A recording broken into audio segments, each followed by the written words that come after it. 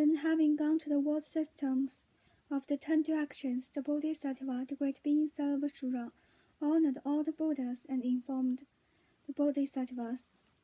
And in just the amount of time as, for example, a strong person snapping their fingers, the Bodhisattva, the great being Sarvasura, arrived in the great city of Rajagraha, where the Blessed One was, and was present before the Blessed One. The Blessed One.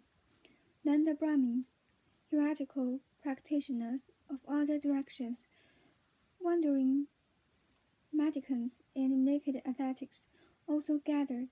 Devas, Nagas, Yakshas, many human beings, the kings, 500 in number, together with their attendants, and 33,000 million wicked maras, together with their attendants, also gathered. And at that time the great city of Rajagraha trembled.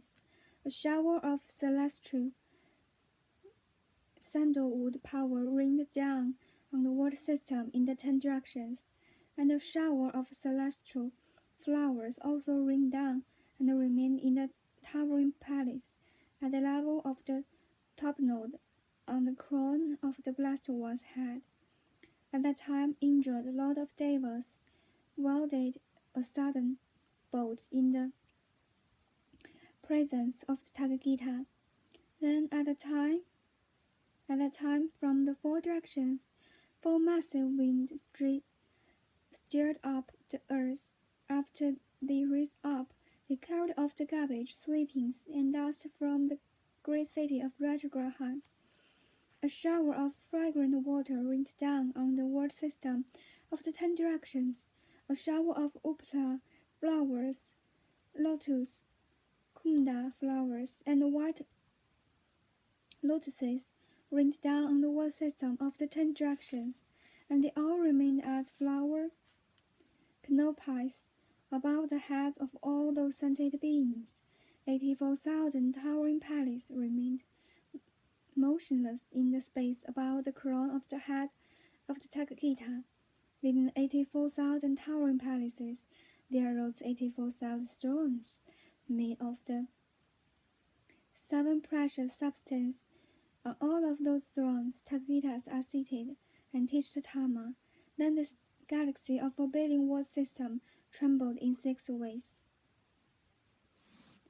At that time, the Bodhisattva, the great being Sarvasura, placed his palms together, bowed down towards the Blessed One, and said to the Blessed One, Blessed One, what's the cause, what's the condition for the display of such supernatural appearances here in the great city Rajagraha?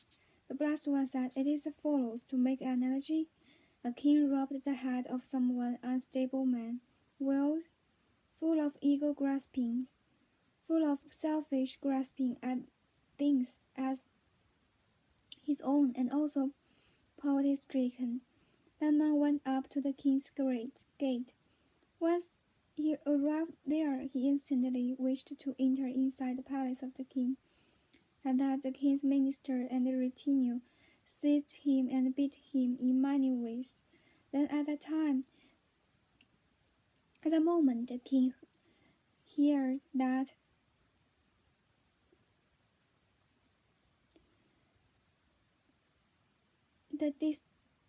the destitute man instantly wanted to enter inside and thought, he is undoubtedly someone wishing to kill me. Thinking that, the king became angry and said to his retinue, you take that man to the secluded mountain spot and kill him. Kill all his servants, parents, children, male and female slaves, and workers too. After he had issued these instructions, they were all killed, and then his friends and relatives were pierced with unbearable agonizing pains.